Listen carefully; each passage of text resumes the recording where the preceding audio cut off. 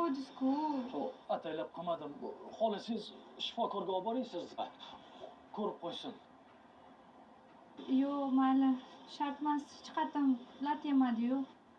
Iltimos, birrov shifokorga borib kelsa yaxshi bo'lardi. Meni ham ko'nglim xotirjam bo'lardi-da. Yo'q demang, yuring. Yo'q, kerak emas. Keling, o'tiring, chiqing mashinaga keling. Chiqing. Shifokorga olib boraman. Chiqing. Uzrda ataylab qilmadim lekin. Nima yozgan? Tugun, intervyusi. Yo'q, hammasi joyida, xavotir olmang. Aytgancha, meni ismim Jasur. Meni ismim Charos. Tanishganimdan xursandman. Hozir klinikaga boramiz-da, sizni tekshirtirib, keyin uyingizga tashlab qo'yaman. Yo'q, shart emas dedim-ku. Hammasi joyida, xavotir olmang.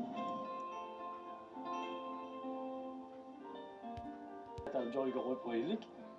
Shunchalik qayergadir olib borgisi kelayotgan bo'lsa, ovqatlanishga olib bora qoling.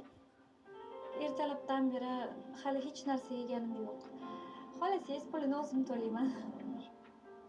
Sherik topolmayotgandim, bir sizni mehmon qilaman. Gap bo'lishi mumkin emas. O'zi meni ham qornim ochib turgandi. Birgalikda ovqatlanamiz. Unda ovqatlanishga hadya qoling, ha?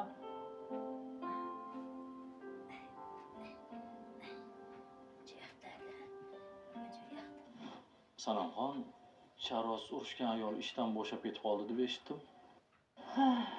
Yaxshi mutaxassis edi. Ketib qoldi. Hayronman. Ayolingiz bilan urushgan kuni, ertasi kuniyoq ariza bilan tushdi. Qoling deyishimga qaramay bo'shab ketdi.